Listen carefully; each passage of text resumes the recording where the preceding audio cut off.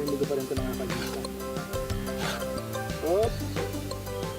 Ano ang pinakamasarap na para sa Pag sinabi ni Ermats noon nung mga 7, 8 years old ako, "O JR, magtatambong ako sa linggo ah." Alam ko na, mga 6 hanggang 8 nyog papakayod nun sa akin. Kaya very sentimental sa akin tong gantong kudkuran kasi sa ganong kaliit, napakahirap ng ganong trabaho.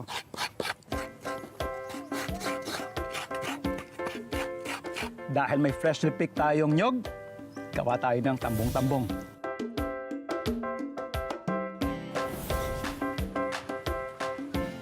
So ito yung ating kamote. Ito yung parang pinakadahon niya. Ito yung tinatalbosan natin. Yan yung kinakain din.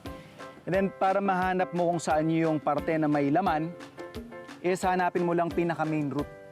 So in this case, ito yon.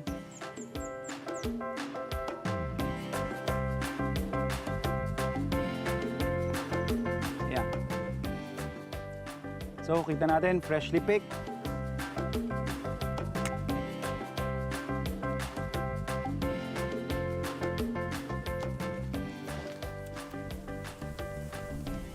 So ito puno natin ng ube. Kadalasan tinatanim to sa medyo magugubat na area kasi pinapagapang nila ito malapit sa mga puno. So ito siya. Gumagapang yan. Ang dahon nito ay yan. Ganyan ang dahon niya. Medyo may hawig sa paminta. Ayan o. May nagpapakita na agad. Matagalan ng tanim nito. Yung iba taon bago nila i-harvest yung kanilang tinanim para mas malaki yung yield. So ito. Ayan. And kailangan marahan ka or maingat ka sa paghuhukay kasi kadalasan marami pa yan sa ilalim. So para makuha mo yung talagang pinakabunga niya, mas maigi kung kaya, kapain mo ng kamay mo. So ayan, kita natin. So habang lumalalim yung hukay natin, lalong naglalabasan yung mga bunga pa niya. Dami pa oh. Dami. Stig. So itong tanim nila dito, tama naman yung tansya ko, at least 1 year na ito.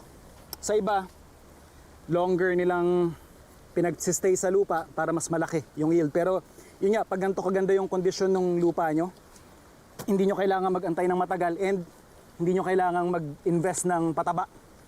Kasi, ayan o. So, tansya ko more or less mga nasa 8 kilos na yung na-harvest natin and nakikita ko marami pa. Bubuuin lang natin yung pinaka-lasa ng ating tambong-tambong, pangalawang gata natin or pangalawang piga. Konting asukal.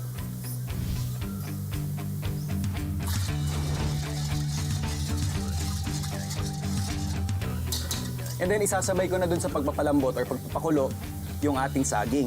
Kung mas prefer ninyo yung hinog, definitely pwede rin. Actually, yun yung mas madalas ginagamit. After natin mabalatan yung ating manibang saba, cut lang natin into small dice.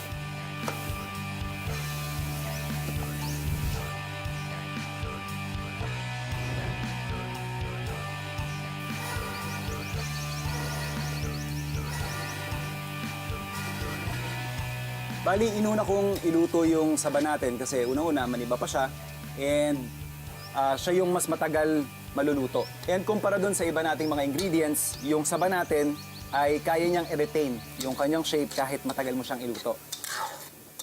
Meron tayo dito yung isa sa mga produkto nga nila, purple na kamote. And of course, yung ating ube.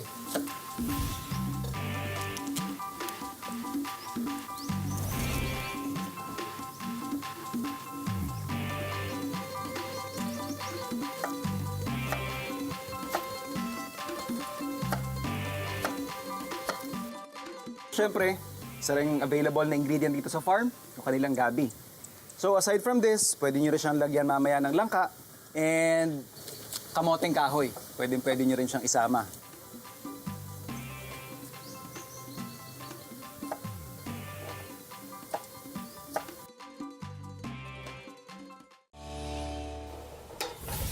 And habang pinalalambot natin yung ating saba, nakamisan plus or nagayat naman na natin yung ating iba pang sahog, ipe-prepare ko naman yung ating bilo-bilo.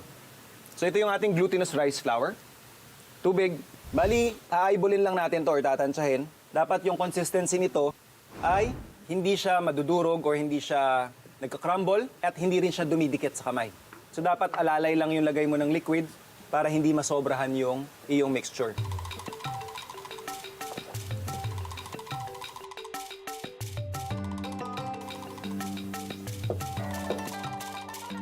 So yan. So yan, makikita ninyo, hindi siya masyadong basa, hindi siya dumidikit sa kamay ko at hindi rin siya nagka-crumble. So this is the perfect consistency at pwede na natin siyang bilugin. And ready na yung ating bilo-bilo. Pwede ko nang ilagay yung ating unang piga o yung ating kakanggata. Kamote. At yung ating ube.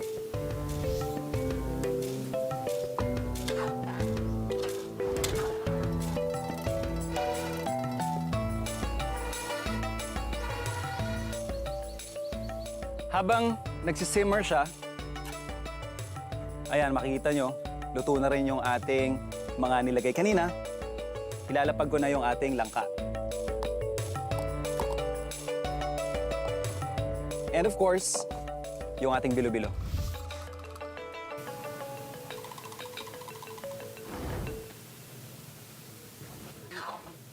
Ayan, nakikita na natin yung ating mga bilo-bilo lumutang na. So that's an indication na luto na. And then finally, lalagay natin yung ating cooked sago.